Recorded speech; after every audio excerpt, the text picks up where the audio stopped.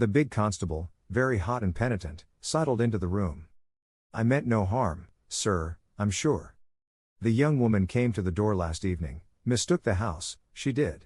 And then we got talking. It's lonesome, when you're on duty here all day. Well, what happened then?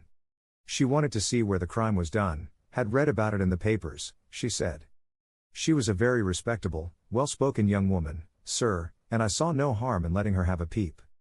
When she saw that mark on the carpet, down she dropped on the floor, and lay as if she were dead. I ran to the back and got some water, but I could not bring her to. Then I went round the corner to the ivy plant for some brandy, and by the time I had brought it back the young woman had recovered and was off, ashamed of herself, I dare say, and dared not face me. How about moving that drugget? Well, sir, it was a bit rumpled, certainly, when I came back. You see, she fell on it and it lies on a polished floor with nothing to keep it in place. I straightened it out afterwards. It's a lesson to you that you can't deceive me, Constable Macpherson, said Lestrade, with dignity. No doubt you thought that your breach of duty could never be discovered, and yet a mere glance at that drugget was enough to convince me that someone had been admitted to the room. It's lucky for you, my man, that nothing is missing, or you would find yourself in Queer Street. I'm sorry to have called you down over such a petty business, Mr. Holmes, but I thought the point of the second stain not corresponding with the first would interest you. Certainly, it was most interesting. Has this woman only been here once, Constable? Yes, sir, only once. Who was she? Don't know the name, sir. Was answering an advertisement about typewriting and came to the wrong number. Very pleasant, genteel young woman, sir. Tall? Handsome? Yes, sir, she was a well-grown young woman. I suppose you might say she was handsome. Perhaps some would say she was very handsome. Oh, officer, do let me have a peep, says she. She had pretty, coaxing ways, as you might say, and I thought there was no harm in letting her just put her head through the door. How was she dressed? Quiet, sir, a long mantle down to her feet. What time was it? It was just growing dusk at the time. They were lighting the lamps as I came back with the brandy. Very good, said Holmes. Come, Watson, I think that we have more important work elsewhere. As we left the house Lestrade remained in the front room, while the repentant constable opened the door to let us out. Holmes turned on the step and held up something in his hand. The constable stared intently. Good Lord, sir, he cried, with amazement on his face. Holmes put his finger on his lips, replaced his hand in his breast pocket, and burst out laughing as we turned down the street. Excellent, said he. Come, friend Watson, the curtain rings up for the last act. You will be relieved to hear that there will be no war, that the Right Honourable Trelawney Hope will suffer no setback in his brilliant career, that the indiscreet sovereign will receive no punishment for his indiscretion, that the Prime Minister will have no European complication to deal with, and that with a little tact and management upon our part nobody will be a penny the worse for what might have been a very ugly incident. My mind filled with admiration for this extraordinary man. You have solved it, I cried. Hardly that, Watson. There are some points which are as dark as ever. But we have so much that it will be our own fault if we cannot get the rest. We will go straight to Whitehall Terrace and bring the matter to a head. When we arrived at the residence of the European Secretary it was for Lady Hilda Trelawney Hope that Sherlock Holmes inquired. We were shown into the morning room. Mr. Holmes, said the lady, and her face was pink with her indignation. This is surely most unfair and ungenerous upon your part. I desired, as I have explained, to keep my visit to you a secret, lest my husband should think that I was intruding into his affairs. And yet you compromise me by coming here and so showing that there are business relations between us. Unfortunately, madam, I had no possible alternative. I have been commissioned to recover this immensely important paper. I must therefore ask you, madam, to be kind enough to place it in my hands. The lady sprang to her feet, with the color all dashed in an instant from her beautiful face. Her eyes glazed, she tottered, I thought that she would faint. Then with a grand effort she rallied from the shock, and a supreme astonishment and indignation chased every other expression from her features. You insult me, Mr. Holmes. Come, madam, it is useless. Give up the letter. She darted to the bell. The butler shall show you out. Do not ring, Lady Hilda. If you do, then all my earnest efforts to avoid a scandal will be frustrated. Give up the letter and all will be set right. If you will work with me I can arrange everything. If you work against me I must expose you. She stood grandly defiant, a queenly figure, her eyes fixed upon his as if she would read his very soul. Her hand was on the bell, but she had forborne to ring it. "You are trying to frighten me. It is not a very manly thing, Mr. Holmes, to come here and browbeat a woman. You say that you know something. What is it that you know? Pray sit down, madam. You will hurt yourself there if you fall. I will not speak until you sit down. Thank you. I give you 5 minutes, Mr. Holmes. One is enough, Lady Hilda. I know of your visit to Eduardo Lucas, of your giving him this document, of your ingenious return to the room last night, and of the manner in which you took the letter from the hiding place under the carpet." She stared at him with an ashen face and gulped twice before she could speak. "You are mad, Mr. Holmes, you are mad," she cried, at last. He drew a small piece of cardboard from his pocket. It was the face of a woman cut out of a portrait. "I have carried this because I thought it might be useful," said he. "The policeman has recognized it." She gave a gasp, and her head dropped back in the chair. "Come, Lady Hilda. You have the letter. The matter may still be adjusted. I have no desire to bring trouble to you. My duty ends when I have returned the lost letter to your husband. Take my advice and be frank with me. It is your only chance." Her courage was admirable. Even now she would not own defeat. "I tell you again, Mr. Holmes, that you are under some absurd illusion." Holmes rose from his chair. "I am sorry for you, Lady Hilda. I have done my best for you. I can see that it is all in vain." He rang the bell. The butler entered. "Is Mr. Trelawney Hope at home?" "He will be home, sir, at 1:45. Holmes glanced at his watch. "Still 1/4 said he. "Very good, I shall wait." The butler had hardly closed the door behind him when Lady Hilda was down on her knees at Holmes's feet, her hands outstretched, her beautiful face upturned and wet with her tears. "Oh, spare me, Mr. Holmes. Spare me," she pleaded, in a frenzy of supplication. "For heaven's sake, don't tell him. I love him so. I would not bring one shadow on his life, and this I know would break his noble heart." Holmes raised the lady. "I am thankful, madam, that you have come to your senses even at this last moment.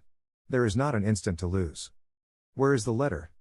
She darted across to a writing desk, unlocked it, and drew out a long blue envelope.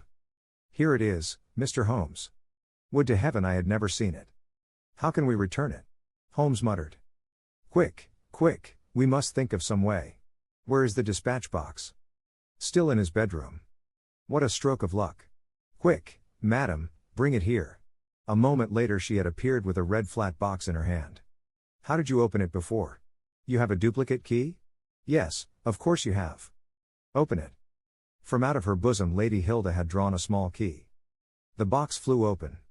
It was stuffed with papers. Holmes thrust the blue envelope deep down into the heart of them, between the leaves of some other document. The box was shut, locked, and returned to the bedroom.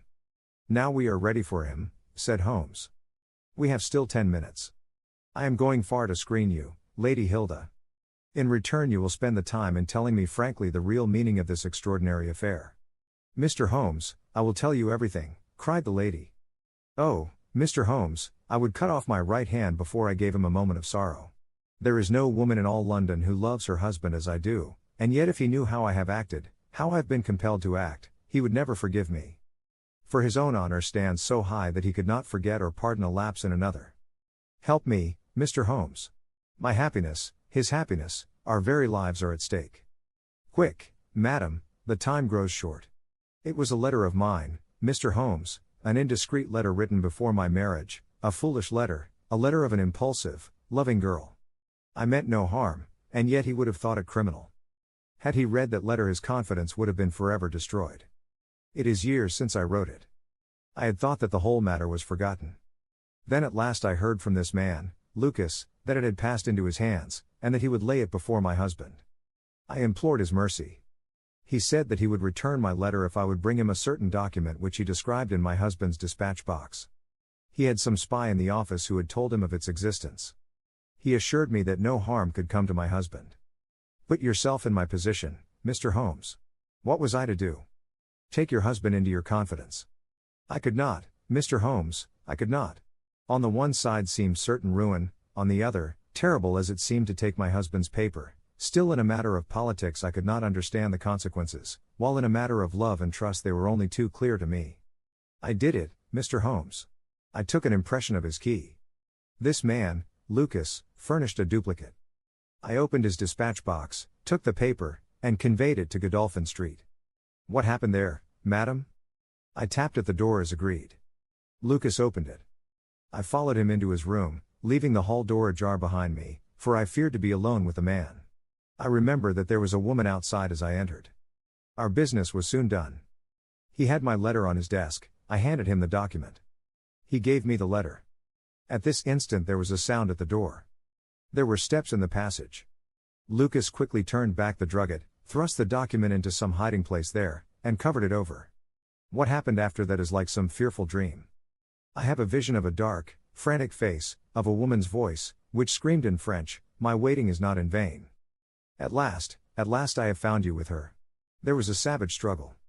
I saw him with a chair in his hand, a knife gleamed in hers. I rushed from the horrible scene, ran from the house, and only next morning in the paper did I learn the dreadful result. That night I was happy, for I had my letter, and I had not seen yet what the future would bring. It was the next morning that I realized that I had only exchanged one trouble for another. My husband's anguish at the loss of his paper went to my heart. I could hardly prevent myself from there and then kneeling down at his feet and telling him what I had done. But that again would mean a confession of the past. I came to you that morning in order to understand the full enormity of my offense. From the instant that I grasped it, my whole mind was turned to the one thought of getting back my husband's paper. It must still be where Lucas had placed it, for it was concealed before this dreadful woman entered the room. If it had not been for her coming, I should not have known where his hiding place was. How was I to get into the room? For 2 days I watched the place, but the door was never left open. Last night I made a last attempt. What I did and how I succeeded, you have already learned.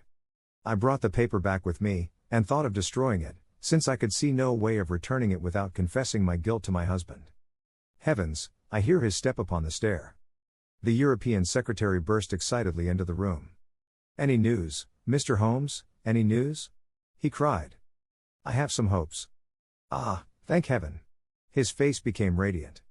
"The Prime Minister is lunching with me. May he share your hopes? He has nerves of steel, and yet I know that he has hardly slept since this terrible event. Jacobs, will you ask the Prime Minister to come up? As to you, dear, I fear that this is a matter of politics. We will join you in a few minutes in the dining room." The Prime Minister's manner was subdued, but I could see by the gleam of his eyes and the twitchings of his bony hands that he shared the excitement of his young colleague.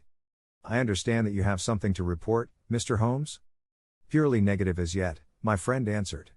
"I have inquired at every point where it might be, and I am sure that there is no danger to be apprehended. But that is not enough, Mr. Holmes. We cannot live forever on such a volcano. We must have something definite. I am in hopes of getting it. That is why I am here. The more I think of the matter, the more convinced I am that the letter has never left this house. Mr. Holmes. If it had, it would certainly have been public by now.